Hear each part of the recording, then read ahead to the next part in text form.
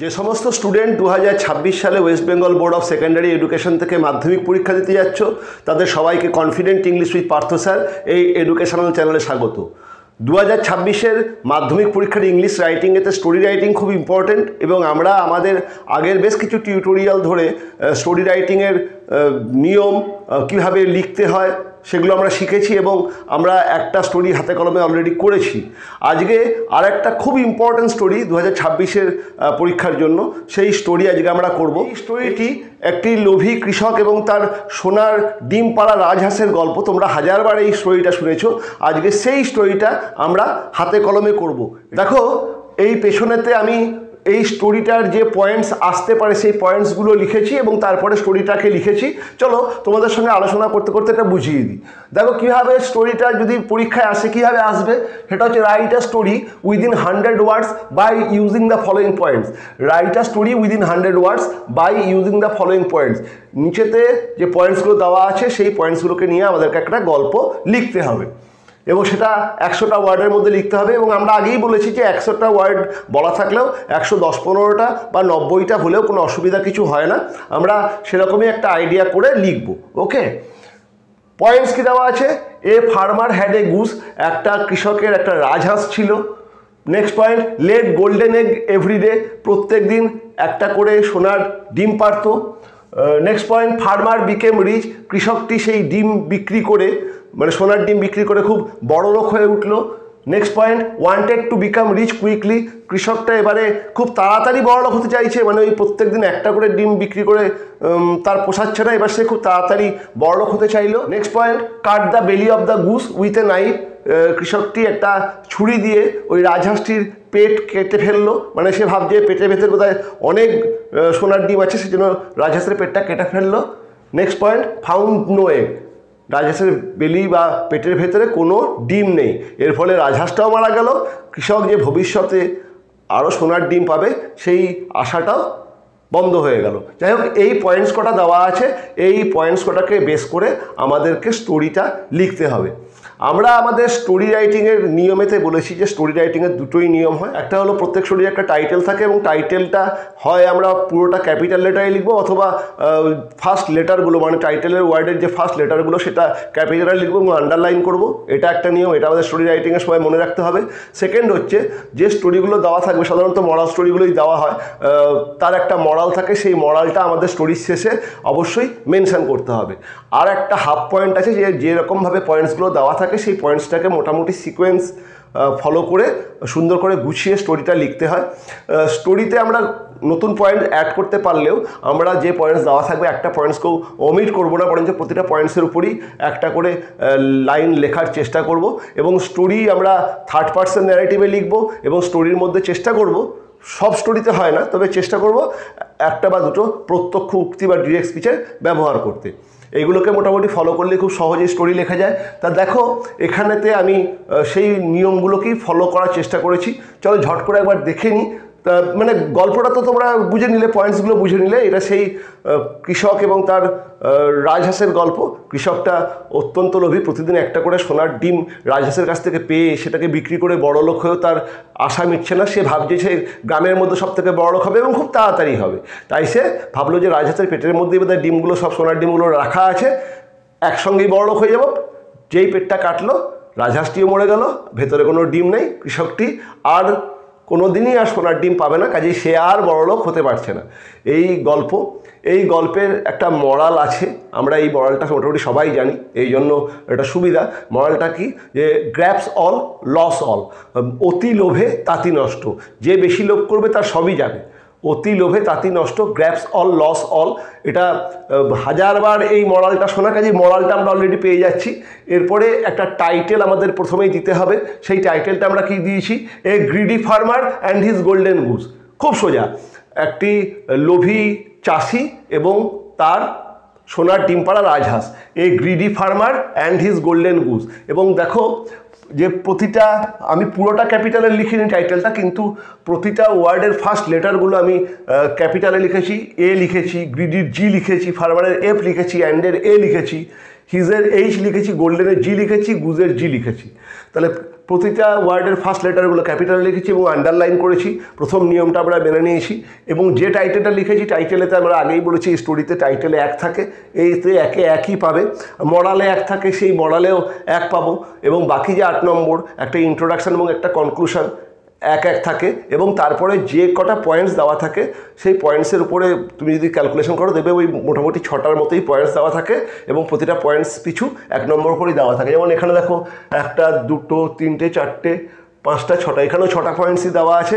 কাজেই প্রতিটা পয়েন্টস পিছু 1টা করেই নম্বর ধার্য আছে এবং চেষ্টা করবো আমরা 1টা বা 2টো করে সেন্টেন্স এই পয়েন্ট পিছু লিখতে। ওকে, গল্পটা দেখো, খুব সোজাভাবে শুরু করব। গল্প সবসময় হবে খুব ঝরঝরে এবং গল্পের ল্যাঙ্গুয়েজ হবে সব থেকে সোজা। যত সোজাভাবে তুমি গল্প বলতে পারবে তত তোমার গল্প উন্নত মানের। আমি একদম খুব সোজা লিখেছি যাতে সবাই বুঝতে পারে। A farmer had a goose, প্রথমে পয়েন্টটা দেওয়া আছে, সেই পয়েন্টটাকেই সুন্দর করে লিখেছি। Once there was a farmer in a village who had a very unusual goose. A farmer had a goose, একটা কৃষকের একটি রাজহাঁস ছিল। তার নেক্সট পয়েন্টটা দেওয়া আছে লেড গোল্ডেন এগ এভরিডে, প্রত্যেক দিন সেই রাজহাঁসটা একটা করে সোনার ডিম পারত।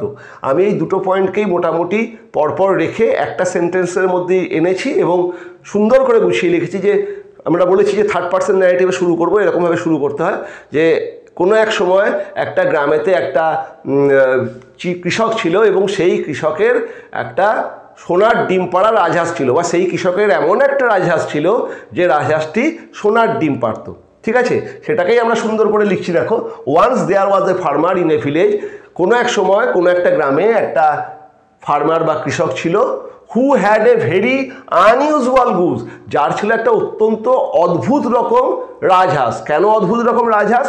অন্য রাজহাঁসরা এমনি ডিম পারে, এ সোনার ডিম পারত। কমা দিয়ে for it laid 1 golden egg every day, কারণ এই রাজহাঁসটি প্রত্যেক দিন 1টি করে সোনার ডিম পারত।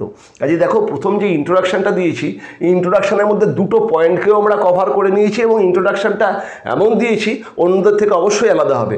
আবার একবার পড়ি। Once there was a farmer in a village, কোনো এক সময় কোনো একটা গ্রামে একটা কৃষক ছিল, who had a very unusual goose. এই একটা ওয়ার্ড আনইউজুয়াল, এটা দাওয়াতেই লেখাটা সম্পূর্ণ আলাদা হয়ে গেল।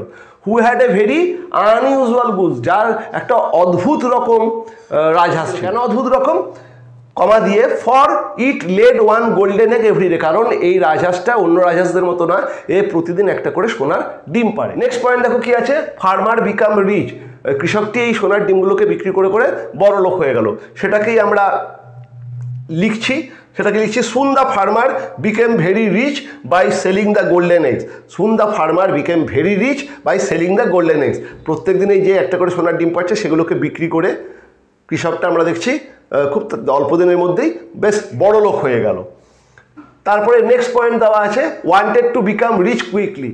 এই wanted to become rich quickly এই পয়েন্টটাকে আমরা আরেকটুখানি ইলাবোরেট করতে পারি যে মানুষের লোভের শেষ নেই। এই কৃষকটা প্রত্যেক দিন একটা করে সোনার ডিম পাচ্ছে, কিন্তু তার লোভ আরও বেড়ে যাচ্ছে এবং সে এবার চাইছে খুব অল্প দিনের মধ্যে গোটা গ্রামের সব থেকে বড় লোক হয়ে যাবে। সেটাকে আমরা লিখছি। দেখো, but there was no end to his greed. কিন্তু তার লোভের কোনো সীমা নেই, কৃষকটির লোভের কোনো সীমা নেই। Stop, he wanted to be the richest man of the village. সে চাইলো গোটা গ্রামের এবার সে সব থেকে বড় লোক হবে। এই পয়েন্টটাকে নেওয়ার আগে আমরা একটুখানি ইলাবোরেট করে নিলাম। একটা পয়েন্টকে নিজেই একটা সেন্টেন্স লিখে ফেললাম যে but there was no end to his greed, stop, he wanted to be the richest man of the village. সে গোটা গ্রামের সব থেকে বড় লোক হবে, এটা সে ভাবলো। এবার সে কী করছে, he thought that the goose had many more golden eggs in her belly and he wanted to have all of them at a time. এই যে wanted to become rich quickly, সে তাড়াতাড়ি বড় হতে চাইছে, সেই পয়েন্টটাকে আমরা আরও ইলাবোরেট করছি। কি লিখছি যে হি thought that the goose had many more golden eggs in her বেলি। সে ভাবলো যে এই রাজহাঁসটার পেটের মধ্যে অনেক কটা সোনার ডিম আছে, ঠিক আছে। And he wanted to have all of them at a time, এবং সে সব কটা সোনার ডিমকে একসঙ্গে পাবে বলে মনস্থির করলো। রাজহাঁসটার পেটের ভেতরে অনেক সোনার ডিম আছে এবং সব কটা ডিমকে সে একসঙ্গে পাবে বলে সে মনস্থির করলো। নেক্সট কি point, cut the belly of the goose with a knife. এবার একটা ছুরি দিয়ে সে রাজহাঁসের পেটটাকে ছিঁড়ে দিচ্ছে, সেটাকে আমরা লিখছি so one day he kill the goose and cut open her belly with a sharp knife. So one day he kill the goose, সে রাজহাঁসটাকে মেরে ফেললো। দেখো খুব সোজা সোজা সেন্টেন্স ইউজ করছি, যা পয়েন্টস আছে সেগুলোকেই জাস্ট একটু ইলাবোরেট করছি। So one day he kill the goose, সে একদিন রাজহাঁসটাকে মেরে ফেললো, and cut open her belly with a sharp knife, এবং তার পেটটাকে একটা ধারালো ছুরি দিয়ে চিড়ে উল্টে দিল, মানে পেটটাকে চিড়ে দিল।